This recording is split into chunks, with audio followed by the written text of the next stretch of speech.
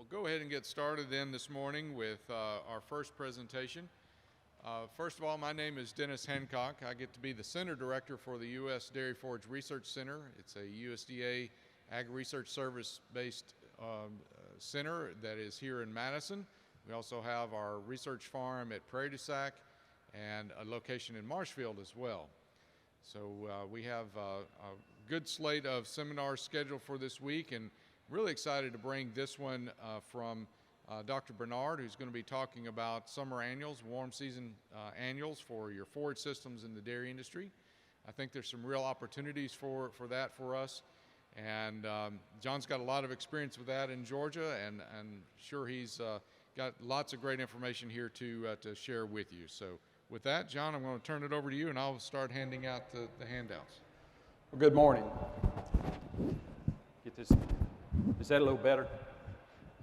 I try to speak up, and they've got the sound turned up, so make sure everybody hears me good.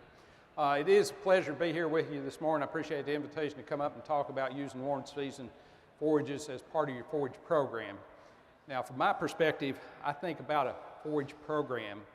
It's not just one forage. Most everybody grows multiple forages there, and you got to look at that entire system, not only the cropping system, but how they go together to provide feed for your cattle. So how do you integrate those in there? And warm season annuals, oh,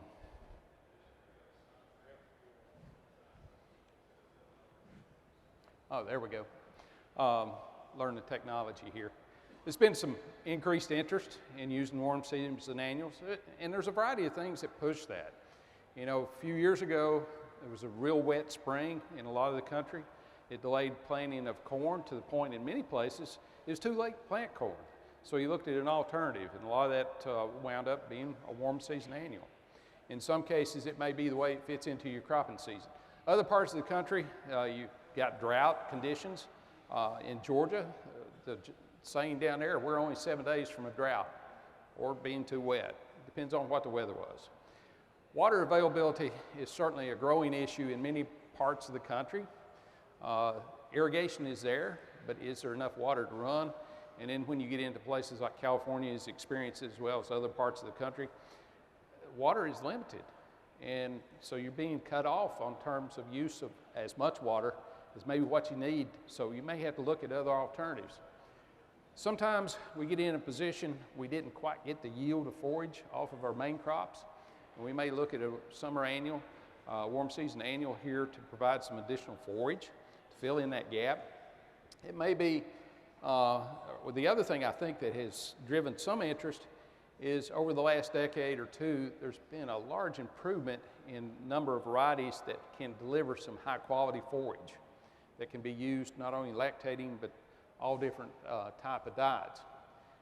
Sometimes, depending on your labor situation and your equipment, it may be something you want to look at just to spread out your labor and equipment usage rather than have that big slug that's tied into harvest of one crop, okay? So there's a lot of other things, and there may be some other reasons here that you look at using warm season annuals. With anything, there's pluses and minuses, and I think you've got to look at that and understand that with whatever. In the case of warm season, one of the first things that we talk about is they do have a higher degree of drought tolerance than most other forages. They're more efficient in terms of the way they use water here to grow forage. In some cases, they're a little more tolerant of lower fertility soils. Now, they're not going to grow on real poor soils and give you the same yield as a better soil, but they will tolerate a little better maybe than corn or alfalfa. There are some varieties that have some very short growing seasons, so the potential to grow some forage in a short time frame, particularly if you're a little short. Some say they're less expensive to grow than other forages. That may or may not be the case. I'd tell you, you need to put a pencil and paper to that to figure out, is that the case for your situation or not? Certainly these can be a source of digestible fiber, okay? Corn, silage, you know, we think of it as a forage, but in reality, it's 50% corn grain on a good corn silage. So it's a 50-50 blend of forage and concentrate in reality. This is 100% forage, just to put it in perspective, 100% fiber for the most part. On the negative side, because you don't have that starch, you've got a little lower energy content. So the boost in energy is going to come from improvements like BMR. And when we get into BMR, non-BMR varieties, because of that extra fiber and the lower digestibility, it may limit intake and production, particularly if you're looking at higher producing cows that don't have the capacity to eat as much. When we get into other cattle that don't have that limitation for intake, it's not as big an issue. You do have more limited weed control options with a lot of these warm season annuals compared to corns that have a lot of traits in them, maybe some of the other forages. There is potential for nitrate and prussic acid toxicity, particularly after a drought, after insect pressure, certainly frost. I will say that prussic acid is not an issue in millet, which is an advantage there. These can be very difficult to harvest as hay just because it takes a long time to dry them down. They're good for making baleage or chopping into silage, but understand the limitations here. Okay. If we look at the water use part of it, sorghum is roughly 2 times as efficient as corn in terms of pounds of forage produced per acre per inch of water, okay? And if you look at forage sorghum, it's a little higher. The BMR is someplace in between that as a BMR forage sorghum. So there's been advances in the drought tolerance of corn, but I don't think we're quite to the same level yet. And that is an interesting thing to kind of watch and see how that comes along as well. But this is one of the big niches that is helping to drive some of the adoption here of these. Part of the difference is differences in root structure. Corn doesn't have quite as deep a root system and certainly not as abundant compared to some of these summer annuals. So that makes a difference. When you get into cost and fertility, and this is based on Texas recommendations, it takes about the same amount of nitrogen to produce the same tonnage of forage sorghum as it does corn silage. So there's really no savings there. You can argue there's a little bit of savings in terms of phosphorus. The bigger savings in terms of fertility comes in potash. It takes less potash per acre than corn. Now, seed costs are much lower for most of the warm season annuals than corn, because you don't have all the traits and things like that in there. But the thing you've got to look at, there is considerable variation out there in the population of varieties that's available in terms of dry matter yield, and there's also variation in terms of quality. So you got to do your homework on variety selection. Some things that have really helped move these up to consideration is over 2 decades ago, identified varieties that had brown midrib gene in them. This is a natural mutation that occurs. It's not a GMO trait. And that BMR trait basically means there's less lignin. And I always kind of use the analogy, lignin is kind of like the mortar you use to put the brick together or the block together to hold everything solid. It interferes with digestion. So as you lower lignin concentrations, it allows the fiber, the NDF, to be more digestible. And that's how the cow gets more energy out of consuming a BMR variety versus a normal. But there's trade-offs. You get a little lower yield, dry matter yield. The average was somewhere around 10%. Some of the newer varieties won't have quite that much yield drag, but it is something you have to acknowledge up front, and you need to look at that variety test data to see how the variety you're looking at compares in yield versus other. Now, we'll tell you at this point too, the BMRs are not as drought tolerant if you get into a true drought, okay? They aren't going to perform as well in that situation. But that's one of those things we don't know that's coming until it hits us in most cases. The other thing that goes along with this, because the BMR, you don't have as much lignin there to give the rigidity to that plant, it's more susceptible to lodging, particularly if you think about forage sorghum that's getting up there 10, 12 foot tall. And again, I spent over 20 years in South Georgia. A lot of tropical storms come through there. You have wind events up this way as well. There's nothing that hurts your thoughts about harvesting a crop when you see it all laying down, okay? It's not pretty. So the Brachytic dwarf, basically it's about a 6 foot tall variety. It's not as susceptible to lodging. It has a bigger stalk to it. And when you get those two traits together, then you've got a forage that will stand up with some of the winds. It won't stand up through a hurricane.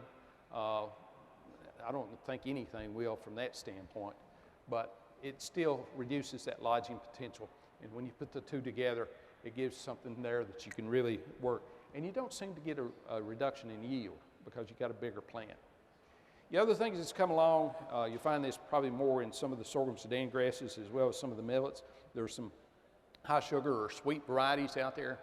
The higher sugar concentration helps them ferment a little better, but it also provides a little more energy there to support microbial protein synthesis there for the cow. Provide a little more energy in total for milk production, okay? So that's a good thing. There is a population of photosynthetic sensitive varieties. These basically have a delayed maturing.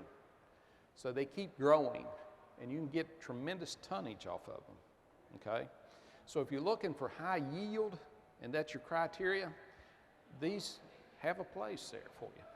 But the quality is not going to be as good as some of the others because it continues to grow there as long. At least the gains in quality improvement, digestibility, haven't come along as fast as the others. I'm not aware of any of those that have the BMR trait in there. Again, when you put those two together, you'd have an increased chance of lodging there, so you have to be careful about that. Should you consider warm season annuals? I would say yes. Should you plant them? That's a different question, okay? I think you need to go through and think about what your needs and what your options are. And this is true for any forage, and it's a good practice to sit down and after you've got all your forage harvested, look at what did it turn out yield-wise, what was the quality, what changes do I need to do, what different mixes do I need to make. I look at things like agronomic factors, soil fertility, weed control. The big thing is water availability. The practice that we used, and it's all quite common in South Georgia, on our irrigated land where we didn't have limitations of water, we would still grow our corn, but on our dry land, we would go with the forage sorghums because we could be better assured of making a good crop, and we didn't have to worry about the problems of alpha toxins or some of the other mycotoxins that could come in that drought-stressed corn. So how does that fit into your situation? You may have different criteria, but that's some things I think you look at. Growing season, again, some of these may be as narrow or short as 60 days. Some of them will be out 100, 120 days. So does it fit into your system? What's your forage inventory and what do you need to feed if you've got a hole? And that may be the difference between whether you select a BMR or a normal variety. If you're feeding lactating cows, I would tell you for the most part, you want to look at the BMR varieties because of the higher digestibility and because of that higher digestibility, you're going to maintain intake and production. But if you got dry cows and heifers and you may need some extra fiber for fill, then the normal variety may be the best option then. So you look at those and see how it comes in. There may be other factors for your particular operation that you need to take into consideration that I hadn't thought about or listed here. You have a number of options as far as things you can grow. Forage sorghum probably is the most common. Sorghum Sudan grass gets a lot of acreage as well. Sudan grass, millet, I see a little more information about millet coming out and use of that beyond grazing. Forage soybeans, there's not a lot of those, but they can fit in there, particularly if you're looking at planting, interseeding with millet. Cowpeas the same way, or iron clay peas. They have some fits. I think as we look at these alternatives, you need to think about what is that final product going to look like. And compared to corn silage, yeah, protein content's a little higher, but these are grasses, so we're not really growing them for protein content. They have higher fiber concentrations because they don't have as much starch. There's not as much grain up there. Remember corn silage, I said somewhere 50% grain on a good corn silage variety, maybe a little less, 40 to 50. These maybe only have 10, 15% in a traditional forage sorghum if you let it go out to a soft dough stage of maturity. When you get into the sorghum, Sudan and Sudan grasses, you've got even less starch there. Ash content will be a little bit higher too. And when we look at the forage soybeans, because they're a legume, they should have a higher protein content. The fiber is going to be more similar to what it is to corn from that standpoint, but it's less digestible because it's got a lot more lignin. Think about how rigid that stalk is of the soybean. The leaf is what's digestible there. So when you look at it, just think about what the resulting material is going to be. You do see the difference here in NDF digestibility for the brown midrib compared to the normal, and that is its advantage here. Some of the early work we did, we looked at in other parts here that, yeah. Oh, this is a population of samples that was submitted to Cumberland Valley Labs. I assume you're going to find a similar breakdown and analysis if you go to Dairy One or Dairyland or anybody else. But these represented samples that were shipped in from January of 2020 through 1st of August this year. And if you look at it, there's a pretty good number of samples here for the corn silage and forage sorghum, but the numbers start to drop off quite a bit, and certainly if you look at forage soybeans, it drops off considerably. So, good question.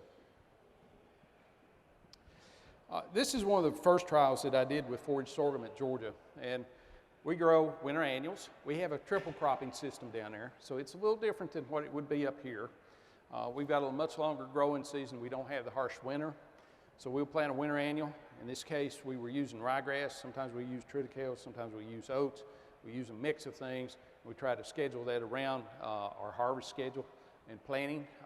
So, you know, you do things for different reasons at times. It's remembering why you do those things. But we also have some dry land that we raise forage sorghum. So I wanted to look if we're not able to grow enough corn silage, what happens if we feed these, and is there any advantage to altering the ratio of the two? So we fed them diets of 50-50 forage sorghum to 50% ryegrass silage, or 75-25. And these diets had 40% forage in them.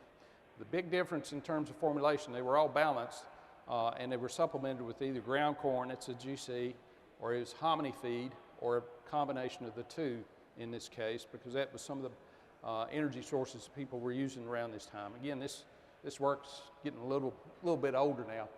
But bottom line, there really wasn't any differences until we got down to energy-corrected milk.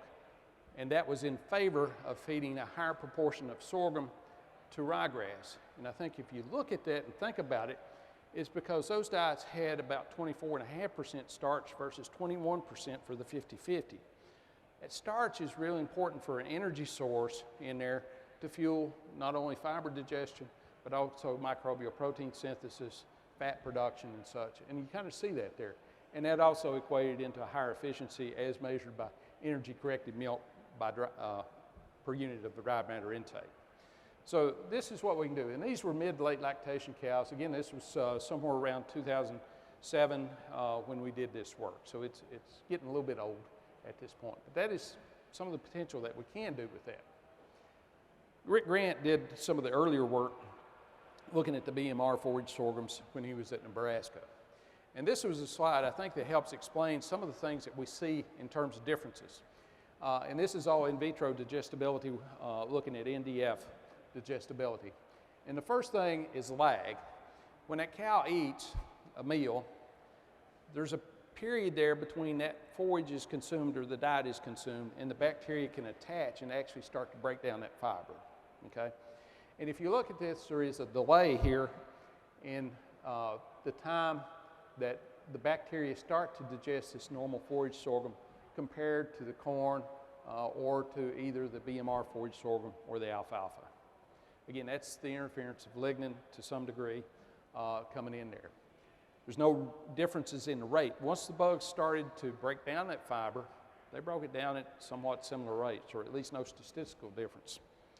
Because of that delay, 30-hour in vitro NDF digestibility was lower for the normal forage sorghum compared to all the others, okay? So I think this is the thing you've got to kind of keep in mind here. Normal forage sorghum has had a bad rep, particularly in lactating cows, because it is slower digested. It doesn't produce as much energy. The BMR looks much more favorable compared to the alfalfa and corn. Not necessarily on par with it in all cases, but fiber digestibility was equal at 30 hours.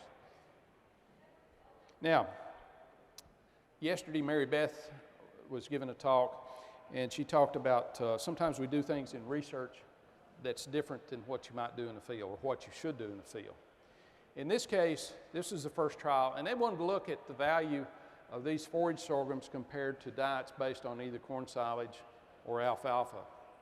So what they did, they formulated a diet for the corn silage, and then they basically fed that same diet, except they substituted the alfalfa or the BMR forage sorghum or the normal forage sorghum for the corn.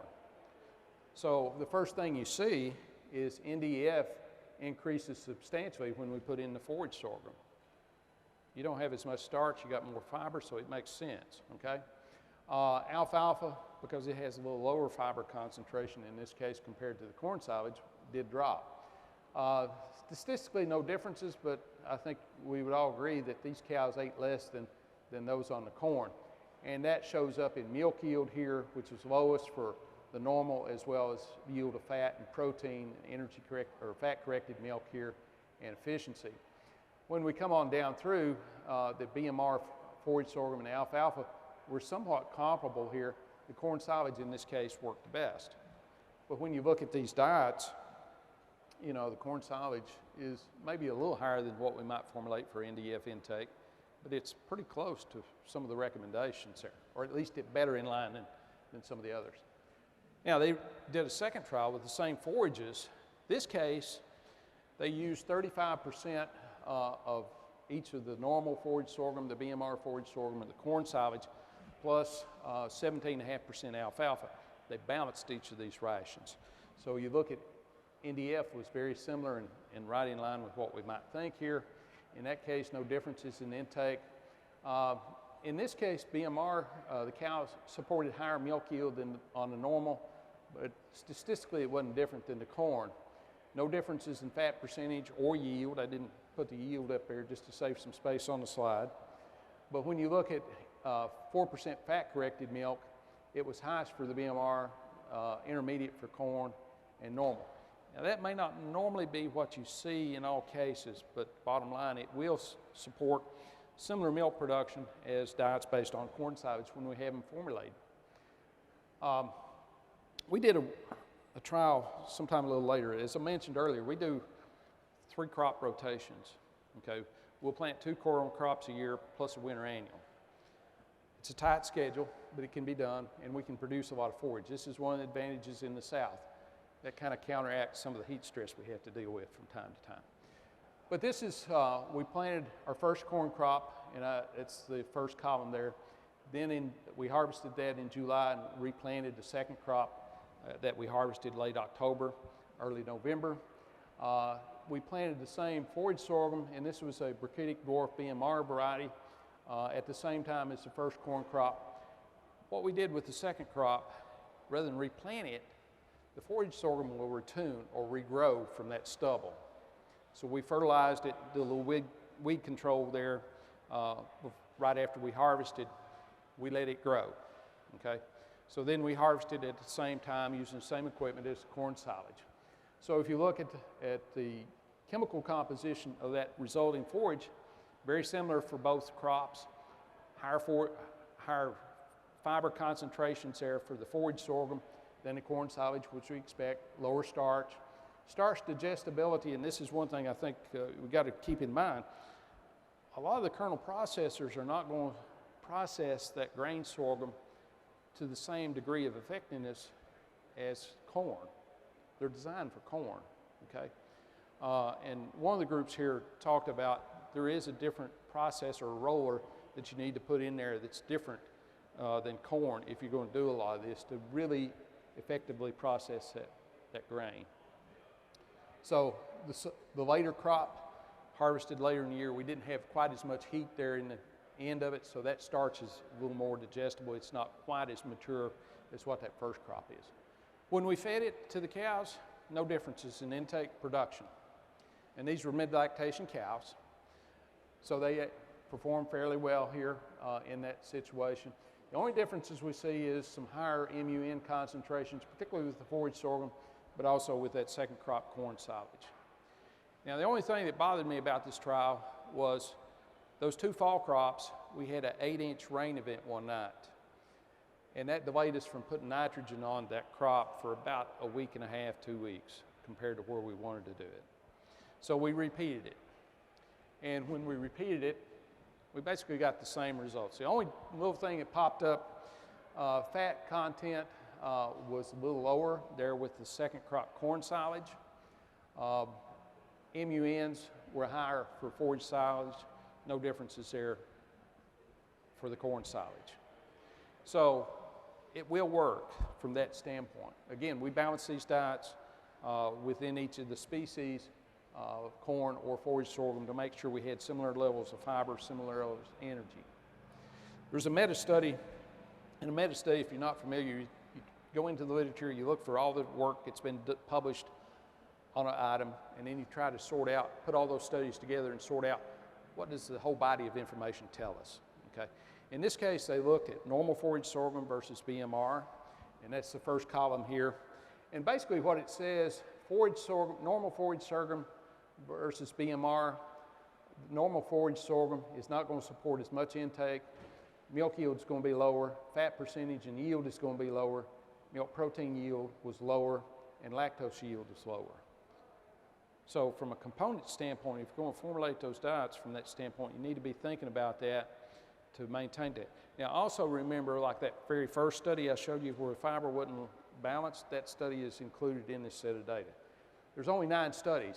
There's not as much research out there on some of this as you would find for corn silage. There's a lot more information out there because it's been used much more here over the years. When we compare BMR forage sorghum to corn silage, statistically no difference in intake or milk yield. Fat percentage tended to be a little bit lower for the corn silage versus the BMR. Milk protein percent and yield was a little higher, which I think makes sense. Again, that corn silage is going to have more starch. So unless you add a lot of grain into that diet, you're not going to have the same energetics or fermentation in the rumen as what you would have with that fiber source. So this says you can put it in those rations, you can make it work there pretty good. Now, what about grain sorghum? There's very limited information out there on that. It has a lot more grain than a normal forage sorghum would have, as such, it has some interest there. But again, there's not a lot of information.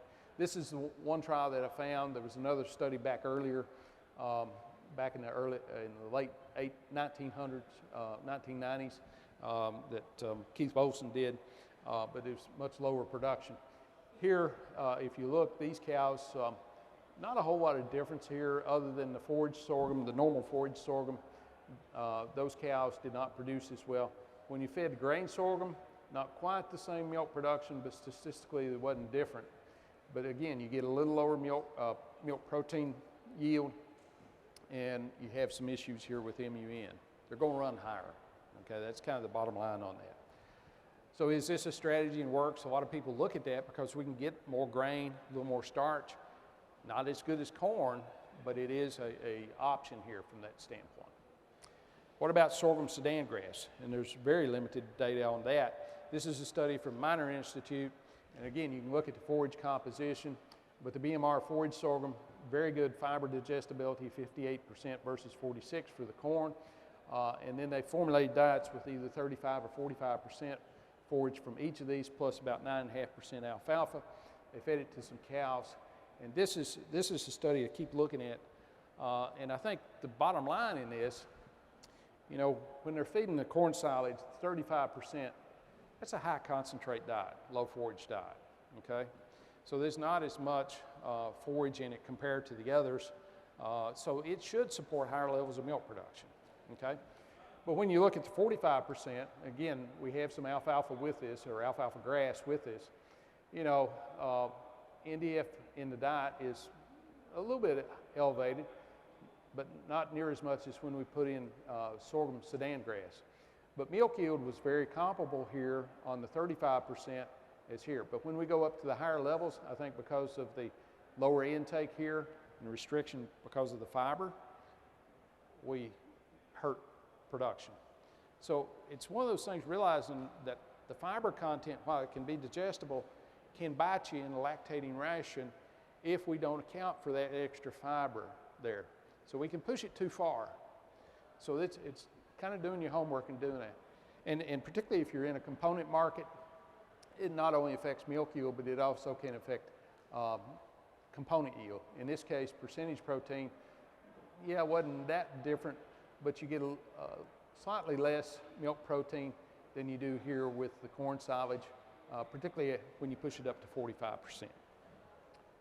Now, the big problem with all the members of the sorghum family, sugarcane aphid. In 2013, sugarcane aphid changed its diet. It modified it. Rather than staying with sugarcane, it decided it liked sorghum as well.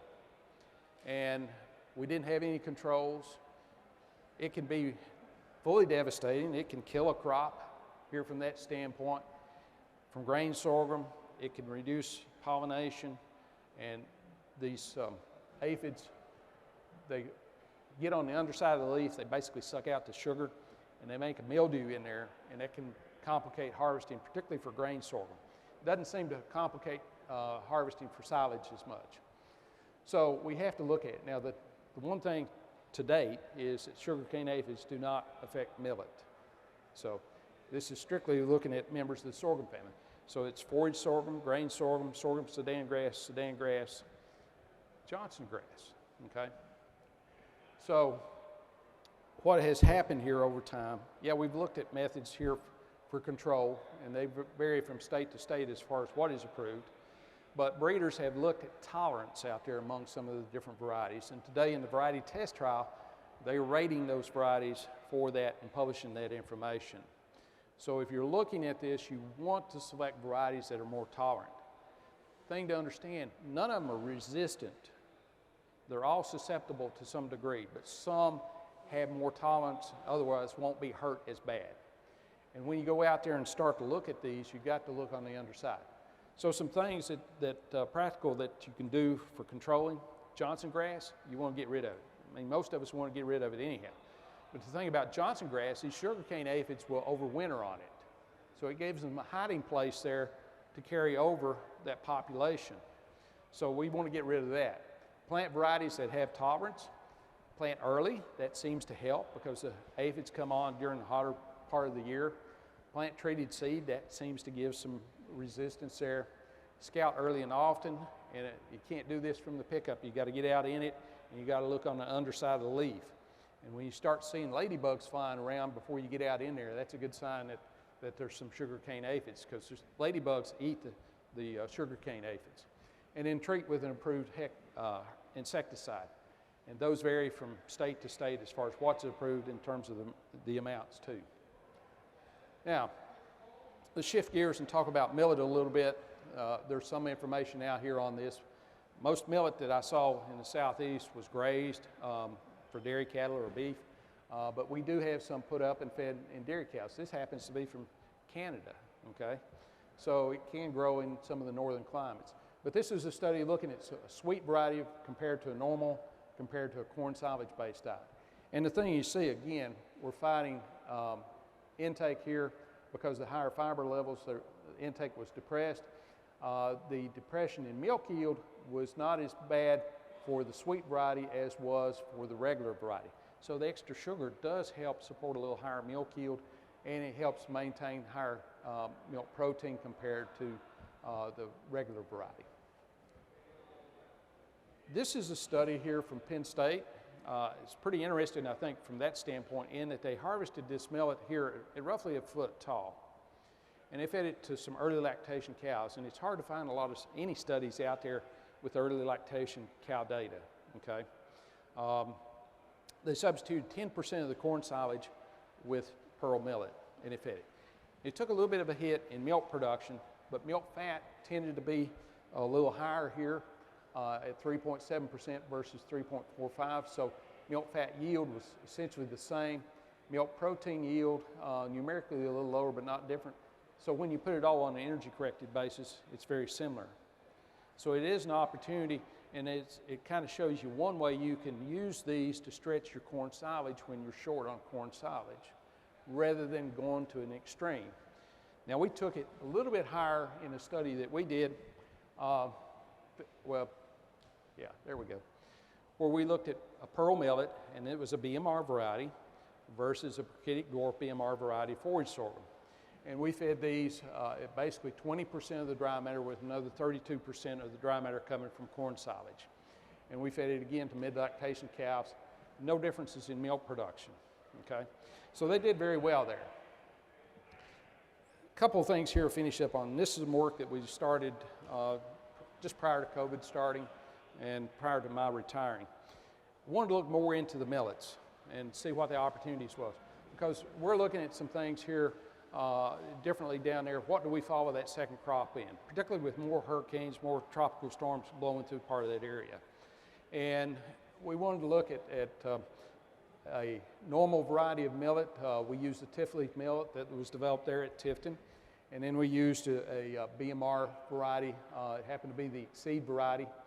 Then we planted iron clay peas or forage soybeans, or then a 50-50 mix of those. And we planted late in the summer after that first corn crop was harvested, or we planted earlier in the spring. Now the first planting, we planted it, we had a little shower, everything grew, but then water cut off. This is all dry land, and we didn't make anything. That's how severe a drought can be down there. But then it started raining, and we were able to, the following year, follow up with this, or follow up that fall with the summer planting in late July, early August. And that's what you see here. And the takeaway I would tell you from this is that if you look at the growth of the millets, they love warm season. If you plant a forage soybean late in the season, it doesn't have enough time to grow, or it didn't down there. When we planted these in the spring, we got a little cooler time frame. The millets didn't do quite as good. And typically we used to say that the sorghum sedan grasses would grow better in this early spring, tolerate a little cooler weather, and then we should plant our millets a little later because they love the heat. But we did see some synergies here from planting the mix of those. I will tell you that the iron clay peas grew exceptionally well in that spring crop, but they were 100% lodged. The only reason I was able to get a yield, I hand cut, okay? I couldn't have machine cut and harvested anything. If you look at the quality of those, okay, it's kind of what you'd anticipate when we go to the soybean or the combination. We get a little more protein. Fibers drop a little bit here with the soybean meal. But all of these, when we ferment them, that protein is going to be very degradable. So much more so than corn or some of the other forages we deal with. So to kind of pull some things together, you need to look at varieties. There's a lot of variation out there. Yield drag, I think when you look at some of the newer BMR varieties, it's not as bad as some of the older data would suggest, but there's differences there among those varieties. So do your homework. And certainly varieties differ in tolerance to sugarcane aphid. So do your homework on variety selection. We like to harvest the grain sorghum, forage sorghum there when that grain hits a dough stage of maturity. So that grain is going to be more digestible. If you let it get a little more so, it's kind of like BBs. Unless you can get it processed good, it's going to pass through the cow. So I think that is reality. So if you're doing some things, talk with whoever your kernel processor operator is, or who you buy your kernel processing equipment from, to make sure their processor is going to actually process those grain pellets there. Nitrate prussic acid can be an issue if you get into a drought or if you get frost, particularly late this time of year, or even insects can kind of precipitate particularly prussic acid. If you think that's a problem, it's good to sample. If those levels are high, give that plant about 5-7 days, and those levels will naturally come down if you've had some rain from standpoint of nitrate, or if you don't have any other insults such as frost when we look at the sorghum varieties. Millet is not an issue in terms of prussic acid. Fermentation will decrease those concentrations, but not necessarily eliminate 100% of it, so it depends on where you're starting at. Again, that 5-7 day window is going to put you in a safe variety, and then fermentation will generally take care of the rest of that. From a standpoint of nitrates, harvesting it as hay is not going to change that. It's going to stay there. I know when I was an extension agent in Tennessee years ago, calls come in about January. I got some dead cows. I just put out a bale of this feed. What happened was nitrate toxicity. We saved the good stuff till later to feed when it had that snow event or real cold. So don't get caught like that. From a feeding standpoint, I would tell you early lactation, mid-lactation cows, the BMR varieties are going to give you more energy, support better intake, and certainly be better when you look at the milk tank. Whatever varieties you use, you need to balance those rations, keeping in mind the differences in the NDF as well as energy that forage is going to provide you. Non-BMR varieties, we could position those in late lactation cows that don't, they've got plenty of capacity to eat and maybe don't need to eat as much as what they will or as good a quality. So if you're short on corn silage, you could push this out there and push more corn silage to the higher producing cows. Certainly dry cows and heifers, it's a good fit there, and there's a lot of data to show that these work very nicely here with those. Corn silage, alfalfa is still going to be the king and queen of forages. But I think when you look at warm season forages, they can have a place in your forage program here to provide some digestible fiber, energy, and help fill those bunkers there as you need it. So with that, I appreciate you being here. If you have any questions, I'll be happy to answer those. We have time for a question or two. Yes, sir. So how does the fiber digestibility of BMR warm season crops compare to BMR warm season? How does the NDF digestibility of a warm season BMR variety compare to a BMR corn silage? I don't know that anybody has done that, but I suspect if you look at NDF digestibility based on the normal corn silage varieties and thinking about some of the values you see, they should be very similar. The thing you still get with corn that you're not going to get with the warm season is the additional starch and energy. They're still going to have a higher energy value there all the way through. Again, it's not necessarily apples to apples when you're looking at these, because corn silage is a different forage in itself. But the fiber in the BMR forage sorghum is going to be at least as digestible as that in the corn silage, or maybe even slightly more.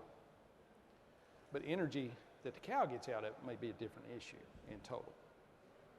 Okay? But it is something you need to look at. Yes? I'm curious when you're doing that second crop of the corn silage versus the sorghum yield. Okay, what was the yield on our second crop versus the first crop? And we didn't have the best soils there at the station. We had some land that had a little more roll for South Georgia. But we would get somewhere 25 ton per acre on the first crop at 35% dry matter. Second crop would be somewhere 16 to 18, depending on what the weather was. It's hard to get that second crop matured out. Generally about Labor Day, we finally start getting some nighttime cooling, and day length starts to shorten down a little bit. We still can get some heat, but that takes a long time to mature on out. So that hurts us on yield.